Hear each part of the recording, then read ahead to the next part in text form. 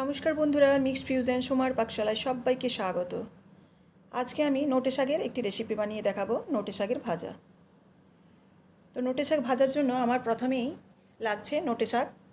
নোটে শাককে আমি ভালো করে ছোট ছোট করে কুচিয়ে নিয়েছি, তারপর ধুয়ে নিয়েছি। ধুয়ে জলটা ঝরিয়ে নিয়েছি। ঝরিয়ে আমি একটা কড়ার মধ্যে নোটে শাকটা দিলাম, দিয়ে একটু নাড়াচাড়া করে নোটে শাকটাকে একটু কমে যাতে যায় সেরকম ফুল জালে আমি ঢাকা দিয়ে দিলাম। তারপর যখন শাকটা একটু কমে যাবে তখন আমি তার মধ্যে নুন এবং চিনি এই দুটো দিয়ে নাড়াচাড়া করে আরও কিছুক্ষণের জন্য আমি ঢেকে দেবো। এবার শাক থেকে কিছুটা জল বেরিয়ে যাবে, সেই জলেই শাক সেদ্ধ হয়ে যাবে।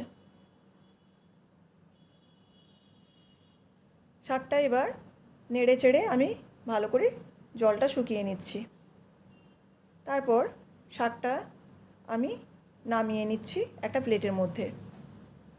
এবার ওই কড়াইতে আমি দিলাম 1 চামচের মতো সর্ষের তেল,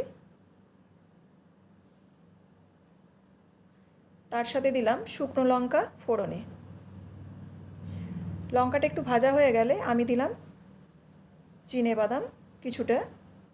চিনেবাদামটাকে একটু ভাজা ভাজা করে নিচ্ছি ওই তেলের মধ্যে। চিনেবাদামটাকে যেই ভাজা হয়ে যাবে অমনি আমি সাইডে একটু সরিয়ে রেখে দেবো, এটাকে আর তুলব না। সাইডে এক সাইড করে দিলাম। এবার দিচ্ছি থেতো করা রসুন, গোটা পোস্ত। পোস্ত এবং রসুনটাকে আমি একটু ভালো করে ভেজে নিচ্ছি। ওই তেলেই আমি ভালো করে নাড়াচাড়া করে পোস্ত এবং রসুনটাকে ভেজে নিচ্ছি। যখন হালকা ভাজা হয়ে যাবে তখন আমি সেদ্ধ করে রাখা শাকটা কড়াইয়ের মধ্যে দিয়ে দেব।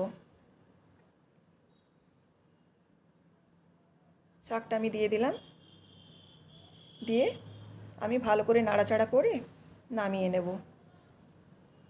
এই রেসিপিটি অত্যন্ত সহজে হয়ে যায় এবং খেতেও খুব সুস্বাদু হয়। একটু বিয়েবাড়ি স্টাইলের মতোই করেছি আমি, আপনারা সিম্পলভাবেও করতে পারেন। এই রেসিপিটি আপনাদের কেমন লাগলো অবশ্যই আমায় কমেন্ট করে জানাবেন। ভালো লাগলে চ্যানেলটিকে অবশ্যই সাবস্ক্রাইব করে দেবেন, যাতে আপনাদের কাছে নোটিফিকেশান সবার আগে পৌঁছে যায়। আবারও আপনাদের সাথে দেখা হচ্ছে পরবর্তী একটি রান্নার ভিডিওতে। সবাই ভালো থাকবেন। সবাইকে ধন্যবাদ।